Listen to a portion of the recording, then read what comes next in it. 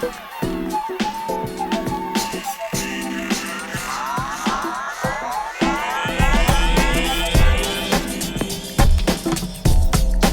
may be wondering what next steps you should take, whether it be in your marriage or relationship that has you feeling that stuckness. Perhaps you don't want to admit you're suffering like many others, but I'm hoping to shed some light here for you to consider.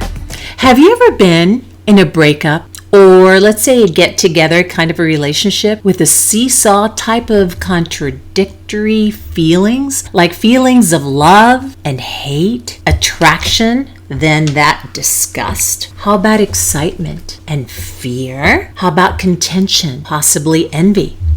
Listen, you're not alone. The majority have, who have entered into a relationship. Decisions are a part of life that once one embraces its endless possibilities and pushes past its fear, one can radically alter one's life for the better. Please stop getting others' input. You know what is right. Why are you questioning? You're not meant for mediocre. Know that your intuition is on point. Your partner may come to you to ask for that forgiveness. You know what I'm talking about. Make promises that obviously they cannot keep. Stop and think about it. They did not feel guilty at the time when they did their wrongdoing. And this is what you must recognize, my friend. Some people go through life in denial. I'm not certain if I'm a chain smoker, but I'm getting a heart attack. Well, is that denial? What about I'm not a drinker, but I like to drink in my closet? I know, sounds ridiculous, but it's so true. I'm not getting beaten up. No, not me. I'm doing okay. Hi there. My name is Barbie Latavisi, your relationship and divorce strategist who has all the necessary tools to help you overcome that pain and that hurt and use it as fuel to help you catapult yourself to a life that you deserve, that is full of love, dignity, peace, joy, and much needed freedom. Today, let's talk about denial. What are you confronting? And instead, practice what it really is. Can we do this today rather than what you hope is happening? Please? And you must have that strong sense of self to move forward to a life you deserve. Does a combination of shame, fear, fatigue come to mind? It absolutely does for most everyone, me included. Because you love and feel committed in a relationship and want to remain loyal to your vows does not constitute living in denial. Let me give you some vivid examples, and these are the 10 that I want to share with you today. Oftentimes we have this misconception about financial restrictions or that lack of financial support that we need after having been in a long extended relationship. You think you can't make it on your own financially without them. Well, let me tell you, you're wrong. You can. If you fear that maintaining a work-life balance can't be achieved, it can be accomplished as long as you have an intention and a plan. The other thought that came to mind was you're concerned you will never be able to find someone who will love you the same. Really? If you are now scared and lonely or feel like you're going to die alone, where you have found yourself becoming more and more codependent, shouldn't you be focusing on being more self-reliant? It's the only way to gain that confidence you need to thrive in such a conflicting world. Let me give you another example. Thinking that the situation will get better after domestic violence. Think again. A tiger never changes its stripes. They must do their inner work and prove to you that they deserve you. Their lack of respect for you does not guarantee or grant automatic open doors. The situation will reoccur. How about loss of trust or communication. If you remotely suspect anything or believe it, why allow them to manipulate you into thinking differently? You sense it, right? You feel it. You can even taste it. Why second guess yourself? Your intuition is your inner compass, that navigating tool that distinguishes the right from the wrong, the good from the evil. And if you ever feel confused and uncertain, this is your sign. Yes, had your communication not broken down somewhere along the way, you would not be experiencing these conflicting emotions. Have you ever stopped to think or wonder that your children will not thrive as well if you and your significant other are not together? But is that really a reason to stay together? Particularly when there is verbal and physical abuse? I want you to think about this. You know the answer. Rest assured, your limited time with your children will call for more intentional and being more present time with them. And the best part is there will be less conflict and more joyful time together. Are we not aiming for that in mind? All that bickering that often goes on is noticed, and it is not okay. Children are being impacted.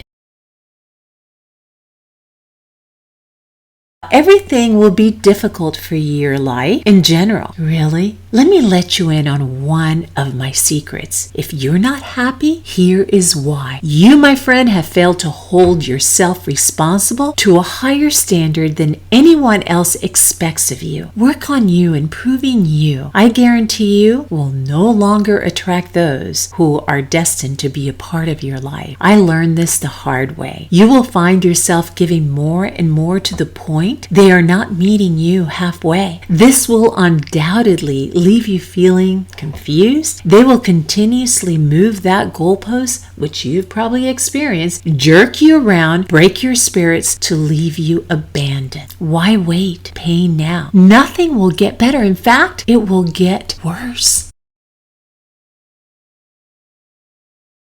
How about a little intimacy? Don't be lured by the power of infidelity. Intimacy has its many forms and should never be overlooked, particularly if your values differ from your counterpart. Although for both genders may have different definitions and carry different polarities, neither is bigger or better than the other. Your tolerance level towards your partner depends highly on your level of commitment, the commitment that you share. Of greatest concern is when you notice someone becoming hostile or demeaning of intimacy, like is the case with submissive behavior. Know anyone like this when in fact they aren't accurately portraying who they truly are? It can become very dangerous because no one wants to be controlled or dominated over it. Think about it, over others' action. Are you feeling any kind of guilt that it is your fault as to why infidelity took place? Let me tell you, betrayal comes in many forms. It can be due to neglect, always contending, recognizing that each of you have differences. Perhaps there's violence, and we know of many others. Rest assured, they would like you to believe it was your fault, when in fact, they are held to their own accountability and must live the consequences of their actions. It's really up to you to decide whether or not you can move past it. And if not, don't weigh it out. Stand to a higher frequency, for nothing good's going to come out of this relationship where trust and communication is lacking.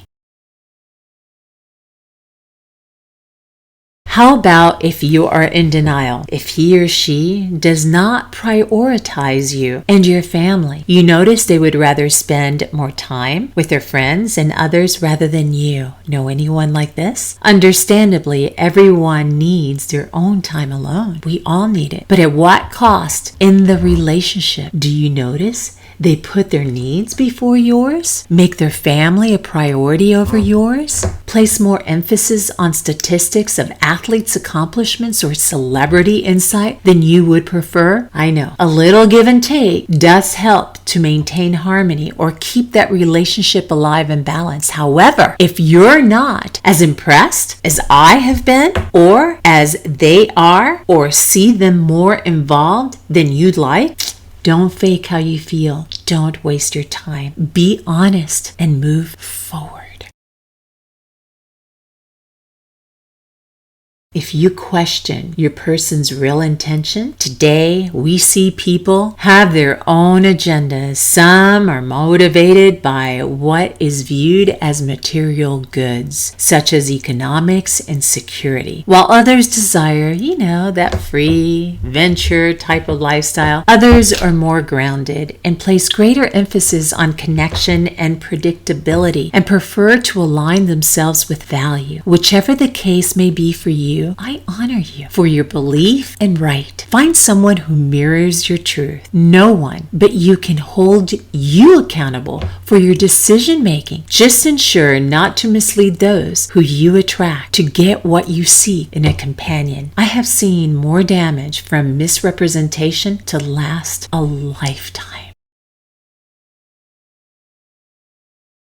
In closing, a few do's that you may want to consider. Follow your intuition and act upon its promptings rather than put off or continue to feel stuck. The sooner you do, the sooner you'll be able to move forward and feel liberated. If you know deep down your relationship or marriage is doomed or will not work, do not stay in a relationship that fails to reciprocate the love you desire and that you want. It is super important you set boundaries and stop putting others on the authority pedestal of your life. Be honest to you before everyone else and let your truth be known and respected.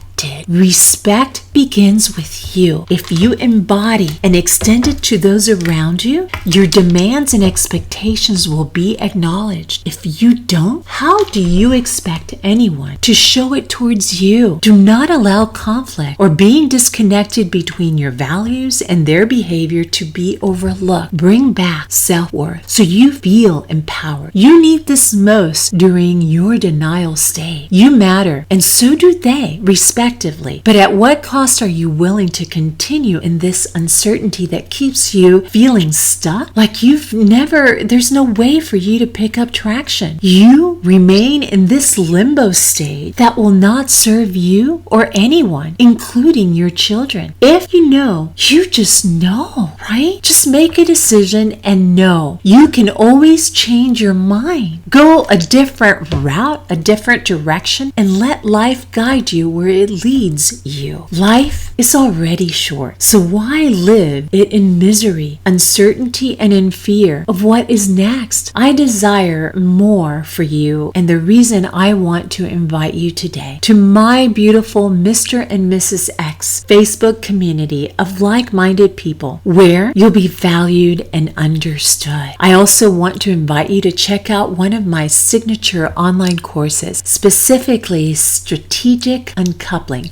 where there I unveil the mindset necessary to move past the angst that typically goes hand in hand with a breakup or divorce. I show you strategies to owning your future in an applicable form that can also be used in your relationship type settings, not just romantic ones. It could be in the workforce, it could be with friends. If you're tuning in today, I'll offer you a complimentary 1-hour session to strategize your issue privately. I understand your pain well. I've lived it. I just want to help you gain clarity.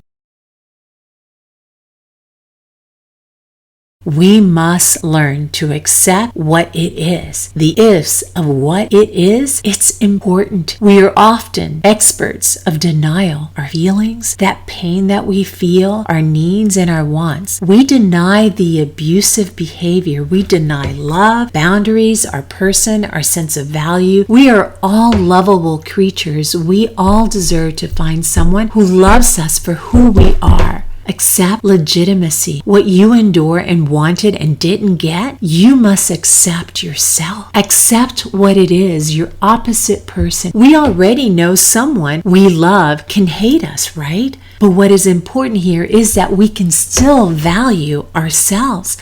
We don't need to let other people's opinions or our loved ones diminish our light or who we are meant to be. Codependency types typically want things immediately and permanently. It's their thing. Accept them or move ahead. Don't beat yourself up because you wish they'd change, because we know that they won't. And we also cannot fix them. We can be odd creatures, as I said. We feel if the pain is gone, we feel like we'll never ever feel that same love again. No, you will discover something magical because you would have evolved into an improved, aware version of yourself. Acceptance requires a reinforcement cycle over and over again to heal. Extend yourself just a little bit of grace. Know this is a practice. It's not an event. Take a moment to receive it and practice it over and over. With the adaptation comes grief, very similar to a death of a loved one, which is what we thought we had but didn't have in reality. This is all okay. It gets better as we come to the adaptation of reality. If you do this, you will accelerate your health, your happiness, and the best part is you will adapt to trusting yourself and connect with an honest reality to get what you want. If need be, do these. And many people do it. Do these rituals. Do a post-breakup ritual. Get rid of all the furniture that reminds you of them. Get rid of the rings. I've seen many people do this as well. Have a love and breakup party with friends who will support you all along the way, and they'll be cheering you on. Yay, you can do this. I get it. During a breakup, we have a tendency to feel ashamed, rejected, unloved, and think, doing this change the entire experience? It will, and it does. So embrace it. Embrace the change. That mentality of it's too bad to stay and it feels like too good to leave is where you stay stuck. I know you said this to yourself before. If you reassess your feelings about your relationship or marriage, where you are feeling empty, unloved, and dismissed, you will be going from emotional to intellect. Telling you, focus on learning about marvelous you. Someone out there is looking to find you. Please don't deny them the gift of you. Stop avoiding your emotions and not being honest with yourself. It's time to turn your life around. Let me know if you found this video helpful. If there's anything specifically that stood out to you or what you have learned. If there is anything you'd like for me to address in my next week's video, please let me know. Other than that, my friend, thank you so much for tuning in. I will see you guys next week. Until then, see you later. Sending all the love imaginable to you. See you next week. Should I go? If I go, there will be trouble. And if I stay, it will be double. So you gotta let me go. Should I stay or should I go? Should I stay or should I go now?